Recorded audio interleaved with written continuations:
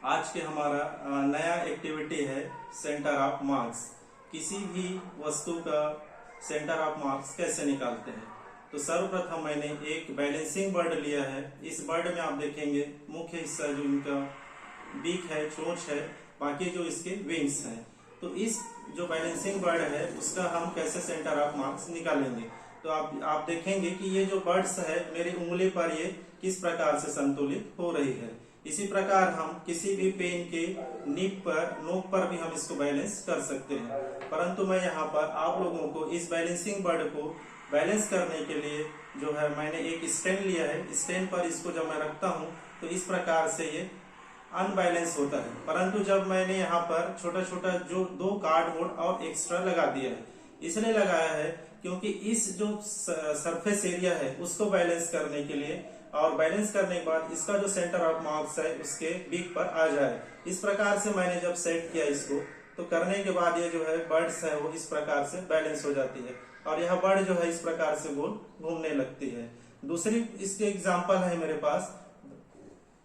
Centre of marks निकालने के लिए किसी भी सेंटर ऑफ मार्क्स निकालने के लिए किसी भी एक जो है सिमेट्रिकल नोटबुक का हम कैसे इसका सेंटर ऑफ मार्क्स निकालेंगे। तो इसके लिए मैं जो है सर्वप्रथम एक स्केल लेता हूं और एक स्केच पेन। स्केच पेन लेने के बाद जो है मैं इसमें 2 डायगोनल लाइंस खींचता हूं, एक कॉर्नर से दूसरे कॉर्नर में। उसके बाद अपोजिट साइड में फिर एक कॉर्नर से दूसरे कॉर्नर में डायगोनल लाइन इस प्रकार से मैंने खींच दिया। जहां पर ये डायगोनल लाइन है बीच में जहां पर मिलते हैं यही इस नोटबुक का सेंटर ऑफ मार्क्स है।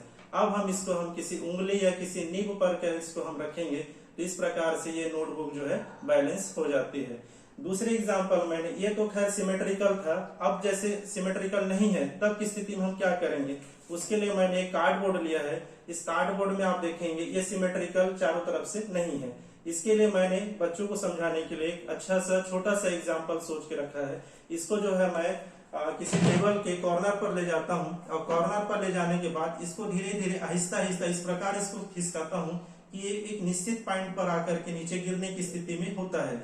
वहीं पर मैं इसको स्टॉप करके एक स्केल पट्टी की सहायता से टेबल के लाइंस को आधार मान के मैंने यहाँ पर एक लाइन खींचा इस प्रकार से।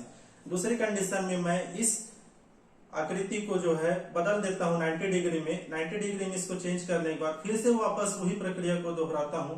दोहराने के बाद जो है फिर से ये वही स्थिति में आता है जहां पर मैंने फिर से एक लाइन खींचा। लाइन खींचने के बाद जहां पर इसका पॉइंट मिलेगा ये इसका सेंटर ऑफ मार्क्स है इस कार्डबोर्ड का। इसके बाद मैंने इसको चाहे पेन की निब से लूं चाहे अपनी उंगली पे लूं, ये जो है इस प्रकार से ये बैलेंस हो जाता है।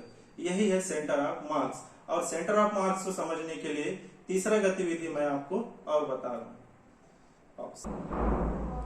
सेंटर ऑफ मार्क्स को समझने के लिए ये तीसरा एक्टिविटी है। मैंने एक चेयर लिया है।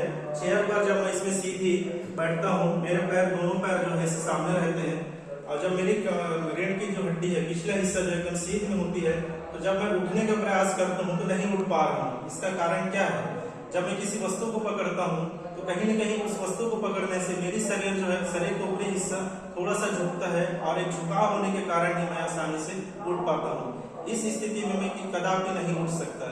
यह सेंटर ऑफ मार्क्स जो मेरे बॉडी का, पूरे बॉडी का सेंटर ऑफ मार्क्स जो है जिसको हम बोलते हैं नाभि।